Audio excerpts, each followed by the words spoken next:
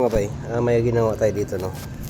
Ibali nagbaba tayo ng transmission. Ayun siya. Yan. Ibali yung issue pala nito. Nagreklamo yung driver dahil mahina daw humatak. At saka yung cambio na na segunda hindi pumapasok.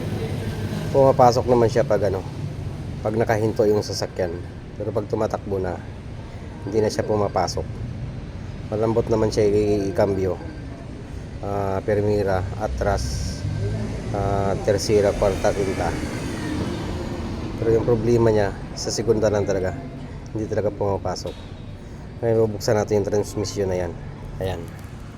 Bubuksan natin yan.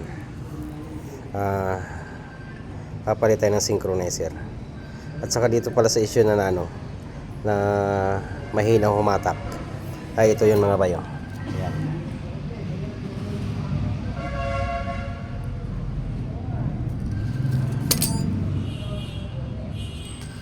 Ibali nasunog yung niya.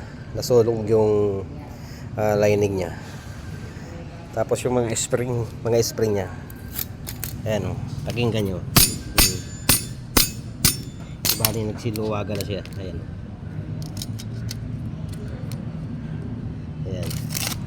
Tapos yung pressure plate niya, okay pa naman. May konting kain dito sa harap. Sa release bearing. Pero kaya pa yan. Hindi natin siya palitan para medyo makalislis naman sa gastos. Ayan lang muna. Palitan natin yung itong lining na to. Kasi nasunog na siya. Tapos ayun, papalitan natin yung mga synchronizer doon. Yun lang muna mga bay.